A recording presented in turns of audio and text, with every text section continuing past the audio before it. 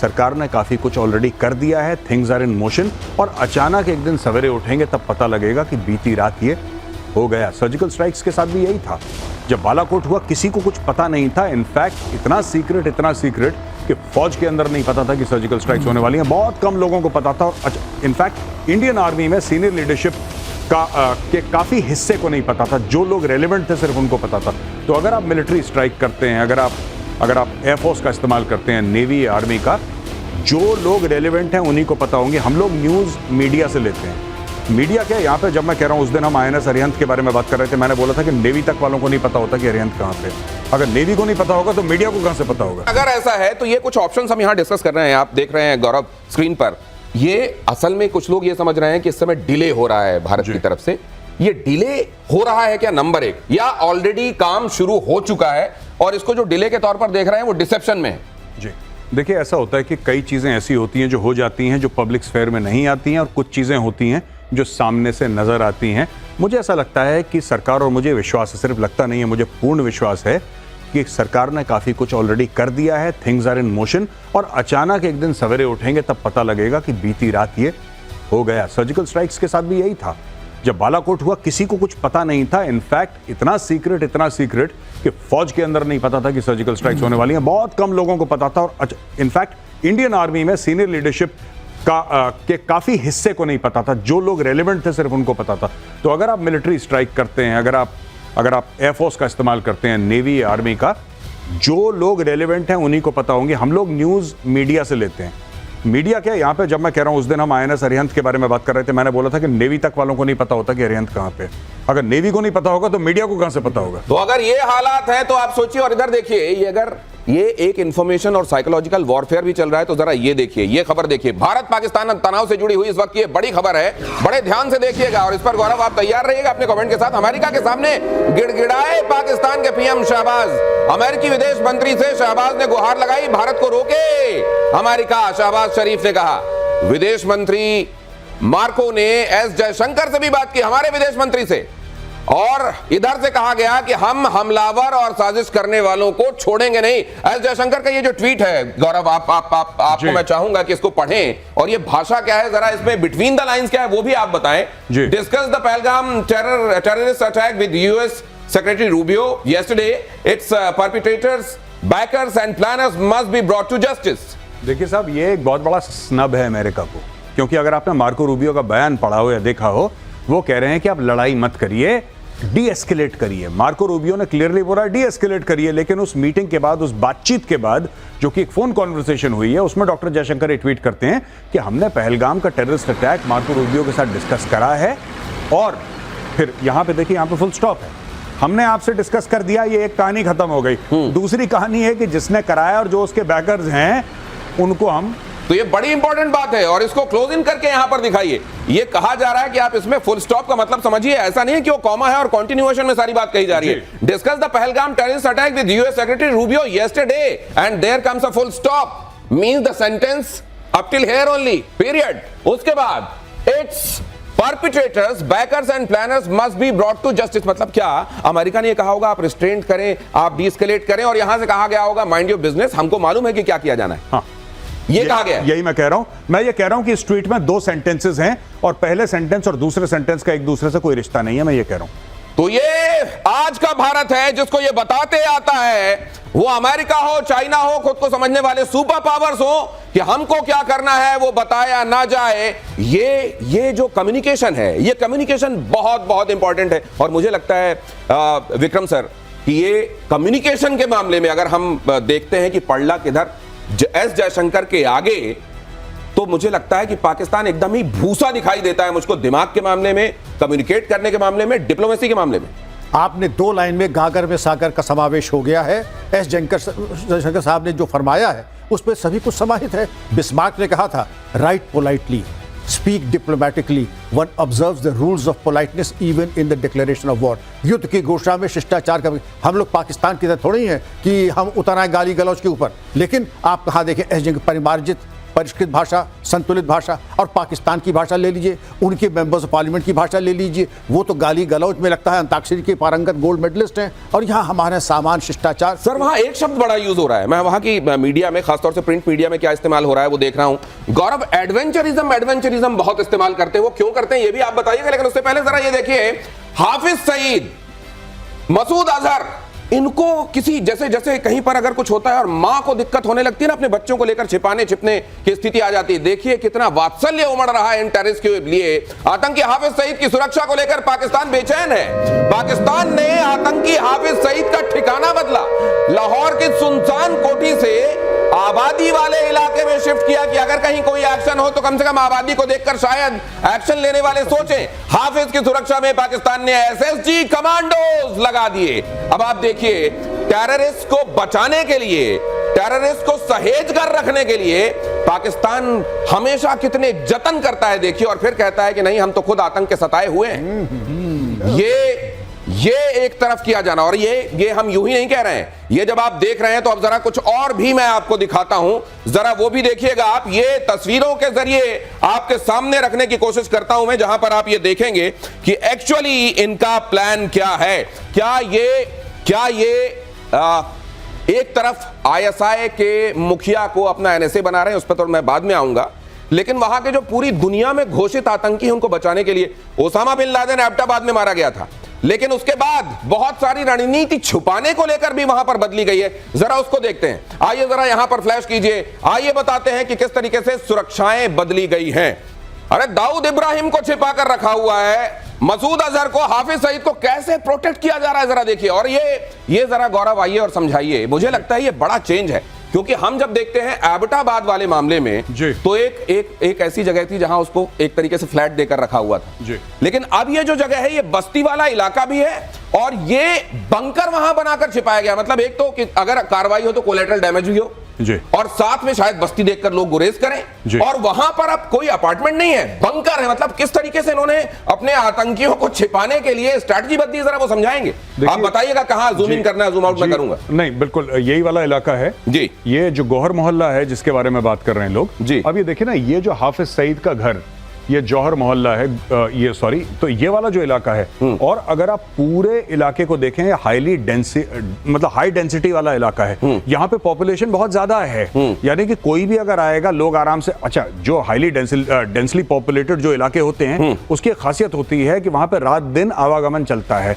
Familiar लोग जो वहां के रहने वाले होते हैं, यानी कि कोई अनजान शख्स 2 मिनट में पहचाना जाएगा। ये देखिए साहब, ये मस्जिद है, यानी कि मस्जिद में भी लोग हैं। ये मस्जिद किसके कंट्रोल में है? मस्जिद इनके कंट्रोल में है। ये मदरसा जो है किसके कंट्रोल में है? हाफिज सईद के कंट्रोल में है। और ये जो रिहायशी इलाका है, ये कौन है? यहाँ पे पूरी इनकी टीम रहती है और बंकर इन्होंने यहाँ पे बना रखा है जो उनका घर है। तो यानी कि ही इज प्रोटेक्टेड। आईएसआई और एसएसजी स्पेशल सर्विसेज ग्रुप जो है पाकिस्तान आर्मी का, उसके कमांडो डिप्लॉय कर रखे हैं और ये लोग प्रोटेक्ट कर रहे हैं। अच्छा ये बताइए कि ये तो यहाँ पर आकर छिपा हुआ है, हाँ जी, असीम मुनीर कहाँ छिपा हुआ है? Why is he missing in action? अब देखिए, आप 7 दिन पहले परेड के लिए गए थे, वो अभी तक आए नहीं है। 7 दिन से परेड चल रही है। वो परेड करते करते कहीं लंदन या कहीं और तो नहीं निकल गए? क्योंकि घर वालों को तो परेड कराई थी उन्होंने बाहर के देशों में। जी, घर वाले पहले भेज दिए थे इन लोगों ने अपने जितने, और सिर्फ आसिम मुनीर नहीं, इनके टॉप 3 स्टार जनरल्स ने, लगभग सभी ने, सबके घर हैं बाहर और सबके बच्चे और सबकी बीवियों के डुअल नेशनैलिटी है, कोई ब्रिटिश सिटीजन है, कोई अमेरिकन सिटीजन है। पाकिस्तान का लॉ अलाउ करता है डुअल सिटीजनशिप। सब लोगों ने अपने लोगों को बाहर भेज दिया, पैसे डॉलर जेवर लेके। ये पैसे डॉलर जेवर लेकर अगर उनको वहां, ये देखिए आप, ये वहां की फौज है। ये इसीलिए कहा जाता है कि बाकी जगहों पर किसी एक मुल्क के पास उसकी सेना होती है और यहां पर एक सेना के पास उसका मुल्क है। ये कितना बड़ी आयरनी है। और वहां की आवाम को इतने सालों में, इतने दिनों में ये समझ में नहीं आया कि क्या खेल हो रहा है। ये बहुत बड़ी आयरनी है दिनेश। एक बार इन्होंने, आपने इनकी मीडिया सुना होगा कि ये बनिए वर्ड का इस्तेमाल किया था हिंदुस्तान, ये बनिए, असली बनिए तो ये है। 1.5 लाख करोड़ का बिजनेस करते हैं, ये आर्मी बिजनेस करती है। ये आर्मी बनी वाली आर्मी हो गई है। नहीं तो ये तिजारत के लिए है कि प्रोटेक्शन के लिए? प्रोटेक्शन के लिए कहां? और ये सारा पैसा अपना जो है विदेशों में भेज देते हैं। आप किसी जनरल को उठा के देख लीजिए, उसके बच्चे यहाँ नहीं पढ़ते हैं। उसके रिटायरमेंट के बाद आपने किसी को देखा अपने देश में रहते हुए?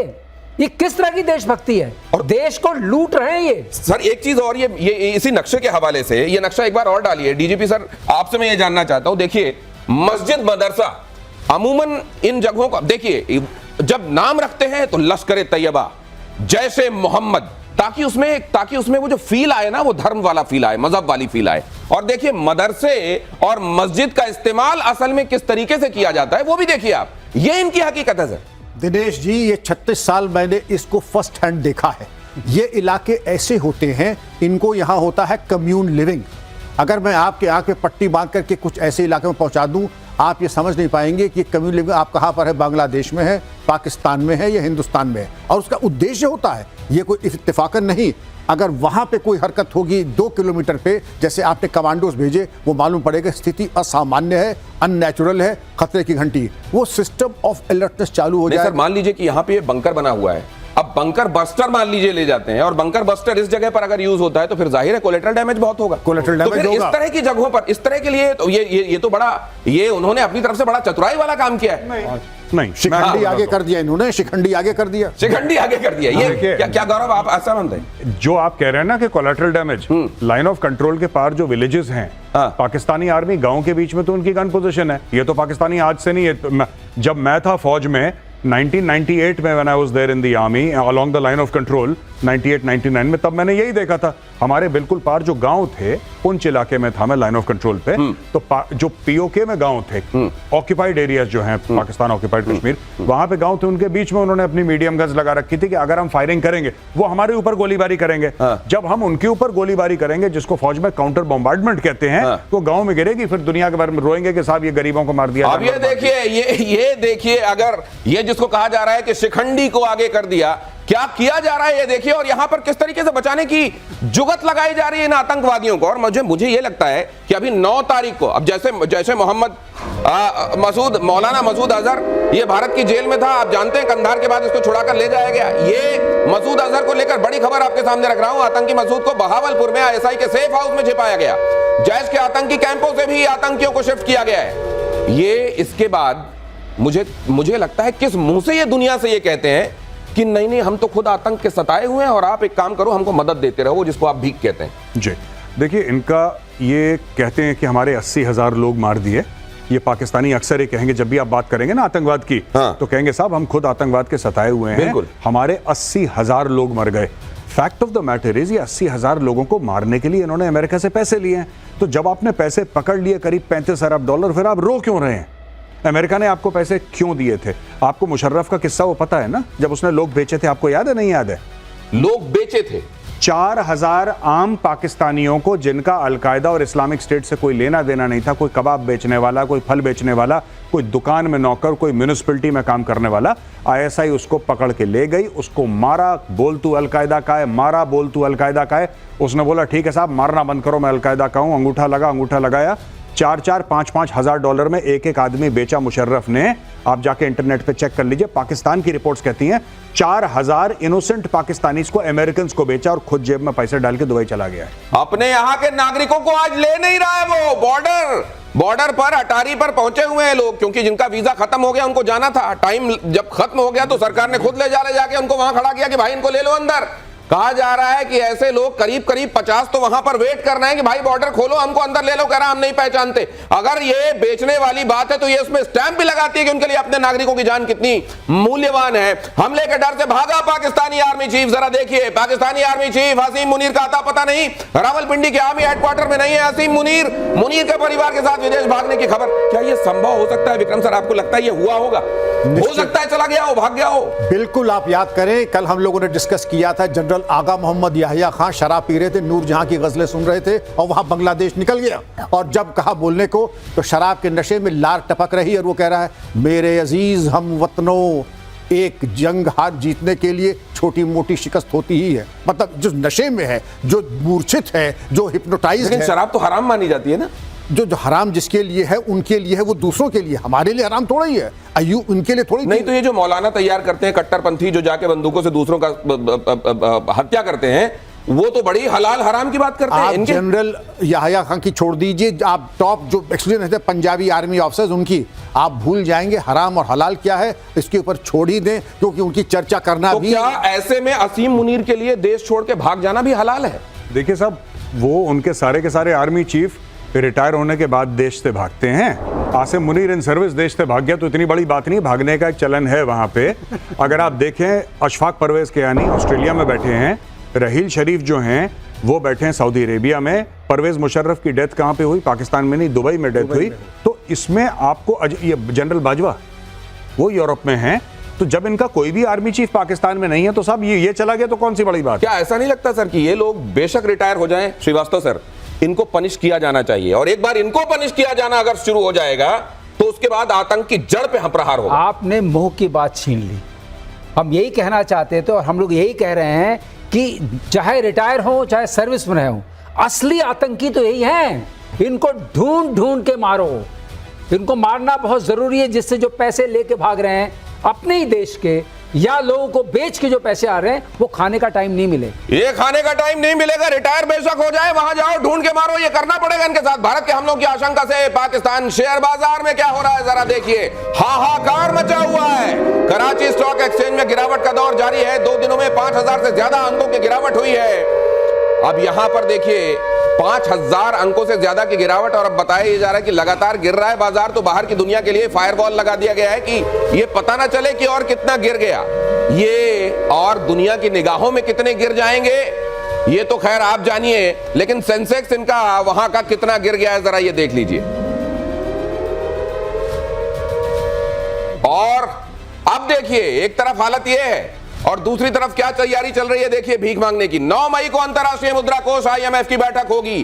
पाक को IMF से 1.1 अरब डॉलर मिलने की आस है। कटोरा लेकर खड़े हो गए। 30,890 करोड़ पाकिस्तानी रुपए की भीख पर निगाहें हैं। मार्च 2025 तक पाकिस्तान का IMF पर 8.3 बिलियन डॉलर ऑलरेडी बकाया है। तो कुल मिलाकर ये जो पैसा दिया जा रहा है ये डूबत खाते में जा रहा है। लेकिन एक बार फिर कटोरा लेकर खड़े हैं, इधर जंग की बातें कर रहे हैं और 9 मई को भीख की तैयारी भी हो रही है। ये दोनों चीजें नहीं, इन्होंने चाइना से भी अभी करेंसी स्वैप की बात करी है 1.4 बिलियन डॉलर्स की, कि हम तुम्हें पाकिस्तानी रुपए देंगे, तुम चाइनीज करेंसी दो। ये अलग मैटर है, वो अलग मैटर है। ये 3 जगह से भीख की, एक सऊदी अरब से भीख मांग रखी है इन्होंने 2 अरब की कि आप ये दे दो। ये आपने अभी स्टोरी ब्रेक करी है, ये IMF वाली स्टोरी है। और अभी इन्होंने 1.4 billion dollars worth of currency swap बोला है कि हम आपको पाकिस्तानी रुपए देंगे, आप हमें चाइनीज करेंसी दो। ये 3-4 जगह एक साथ भीख मांग रहे हैं, एक जगह भीख नहीं मांग रहे। आपको लग रहा है एक से मांग रहे, नहीं, ये तो एक भी जगह से मिल जाती है तो इनकी फौरी दुश्वारी दूर हो जाएगी। नहीं, भाई लोग तीनों जगह से लेंगे। देखिए ऐसा नहीं है, इस मामले में बहुत कॉम्पिटेंट है। और भीख लेने के मामले में पाकिस्तान का वार कभी खाली नहीं गया। मैं आपको बताता हूं दिनेश, ये जब जाते हैं मिशन मोड में जाते हैं, उनका प्रधानमंत्री जो है, इनका आर्मी चीफ है, उन्होंने, आपको पता है शहबाज शरीफ ने आर्मी चीफ के बारे में क्या बोला कि जो हमें लोन मिला है, जो हमें ग्रांट मिला है सऊदी अरब में, मैं अपने सिपा सालार को कॉन्ग्रेचुलेट करता हूं और उनको थैंक यू कहता हूं, उनको शुक्रिया अदा करता हूं। अगर ये नहीं होते आसिम मुनीर तो हमें पैसे नहीं मिलते। उनका चीफ ऑफ आर्मी स्टाफ भीख मांग रहा है और वो पब्लिकली उनको कॉन्ग्रेचुलेट कर रहा है और थैंक यू बोल रहा है कि सर अगर आप नहीं होते तो भीख नहीं मिलती। My God. लेकिन क्या इस तरीके में, क्या हम, वो जो दुनिया ये कहती है कि हमको मालूम है रोग स्टेट कौन सा है, कहां से पूरी दुनिया में आतंकवादी जा रहे हैं, इसी तरीके से इनको दूध पिलाया जाएगा तो फिर ये तो सपोले बनते रहेंगे सर। सपोले तो है ही है, और पैर पकड़ने की कला भी पता है कि किसके पैर से कब लिपट जाओ। पैसे मिल रहे हैं लेकिन आप उससे जोड़ के देखिए, कहते हैं हम लड़ लेंगे हिंदुस्तान से। कैसे लड़ लोगे? एक दिन का खर्चा आता है 1 अरब डॉलर। 10 दिन लड़ोगे उतने पूरे पैसे खर्च हो जाएंगे 10 दिन में। मतलब ये भीख मिली तो भी नहीं चलेगी ज्यादा? कैसे चलेगी?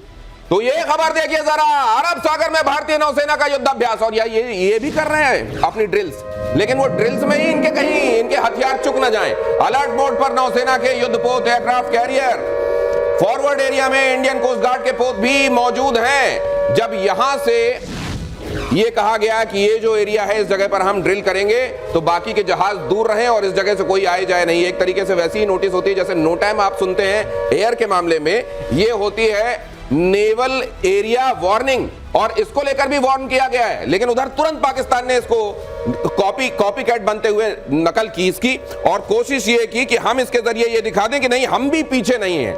मुझे लगता है कि ये भी भारत की एक स्ट्रैटेजी होगी। ये भी Gaurav, and correct me if I am wrong, यहां पे मैं एक तस्वीर डालने वाला हूं, इसको समझाइएगा। मुझको लगता है ये भी एक स्ट्रैटेजी है कि तुम ड्रिल ही ड्रिल में अपना सब कुछ गंवा दो, क्योंकि इधर तो जखीरा भरा हुआ है। तुम्हारे ड्रिल में सब जब तक बारूद खत्म हो जाएगी तब तुम्हारी तरफ वो थप्पड़ आएगा जिसका तुमने शायद उस समय कल्पना नहीं की होगी। हाँ, ये बात जो है ये कॉमन बात है। ये इकोनॉमिकली पहले गिरेगा, मिलिटरीली बाद में गिरे पाकिस्तान।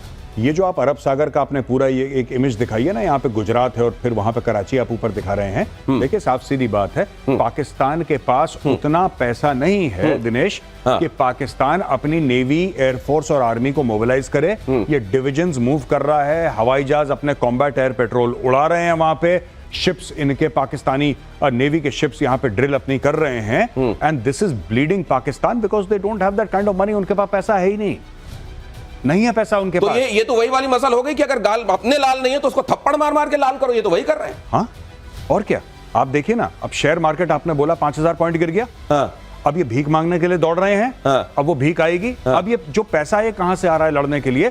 जो ऑलरेडी भीख मांगा हुआ है पहले, उससे भीख मांगे हुए पैसे से लड़ रहे हैं। हाँ। अब उसका इनका फिर जून में इनको एक मोटी खेप देनी है, राइट? अब ये मई हो गया, अगले महीने इनको एक मोटी खेप अरबों डॉलर की वापस देनी है। मुझे तो एक टाइटल दिखाई दे रहा है किताब का जी। एक किताब का टाइटल दिखाई दे रहा है, द बेगर वॉरियर। ये मुझे लगता है कि ये होना चाहिए एक भिखारी लड़ाकू। और वो लड़ाकू किस तरीके का? जब आता थप्पड़ खाता, 65 हो गया, 71 हो गया, 99 हो गया, फिर तैयारी चल रही है भीख मांगकर थप्पड़ खाने की। अगली खबर की तरफ आपको ले जाता हूं। यहां देखिए जरा क्या हुआ है। ये वाटर स्ट्राइक के बाद एयर स्ट्राइक से कांपा पाकिस्तान। विमानों के लिए भारत का एयर स्पेस बंद। भारत की स्ट्राइक से पाकिस्तान को लगी करारी चोट। 23 मई तक भारत ने अपना एयर स्पेस बंद किया। अब ये दो तरफा चोट है। देखिए अब यहां पर भी क्या है, बराबरी करना चाहते हैं, ड्रिल में बराबरी करना चाहते हैं। तो जब तक युद्ध की नौबत आएगी तब तक सब खत्म हो चुका होगा। भीख अगर मिल भी गई तो 10 दिन से ज्यादा वॉर सस्टेन नहीं कर पाएंगे। यहां पर यह भी देख लीजिए कि ये जो कोशिश चल रही है, ये जरा देखिए क्या किया। पहले पाकिस्तान ने अपना स्पेस भारत के जहाजों के लिए बंद कर दिया, तो भारत ने इधर जवाब में अपना स्पेस बंद कर दिया। वहां से क्या कहा जा रहा है कि देखिए अब कितना घूमकर भारत के जहाजों को, भारत की तरफ जाने वाले या वहां से जाने वाले जहाजों को कितना घूमकर जाना पड़ता है, इसमें बड़ा खर्च होता है। हमने करारी चोट दी है। असल में जब कोई किसी के स्पेस का इस्तेमाल करता है, ये बताएंगे एयर वाइस मार्शल, तो उसको पैसा देना होता है। तो अभी तक एक तरीके से उसका जो खर्च दिया जा रहा था पाकिस्तान को, उससे वो हाथ धो बैठा है। मैं बताऊंगा इससे कितना नुकसान हुआ है। और इधर भारत ने जो कर दिया, अपना स्पेस बंद कर दिया, तो जो उधर साउथ ईस्टर्न कंट्रीज हैं एशिया की, वहां जाने के लिए अब कितना घूम के जाना पड़ेगा? पूरा 3.5 घंटे और लगेंगे। ये तो छोड़ दीजिए, पिछली बार जब इन्होंने अपना एयर स्पेस बंद किया था तब हमारे 400 जहाज ही जाते थे इनको ऊपर से, और इनको हम एक हफ्ते में $100 मिलियन का नुकसान हुआ था, क्योंकि हम इनको पैसा देते थे ऊपर उड़ने के लिए। अब तो 800 जहाज जाते हैं हमारे इनके ऊपर से। अब समझिए, और अब दाम बढ़ भी गया है, पहले कम था, तो अब कितना नुकसान होगा? मेरे समझ से 300-400 मिलियन से ज्यादा नुकसान होगा। अभी इसको दिखा भी देते हैं, एक तरफ भीख मांग रहे हैं, दूसरी तरफ जो पैसा मिलने वाला था उसको आपने खुद ही काट दिया। तो ये तो ऐसे है कि ये मुझको वो वाली मसल याद आ रही है कि किसी ने कहा कि ये बाल्टी भर दो। जब बाल्टी भर गई तो उसने कहा एक काम करो, ये तो भर गई, इसमें पेंदे में भी कुछ डाल दो, और उसने बाल्टी पलट दी।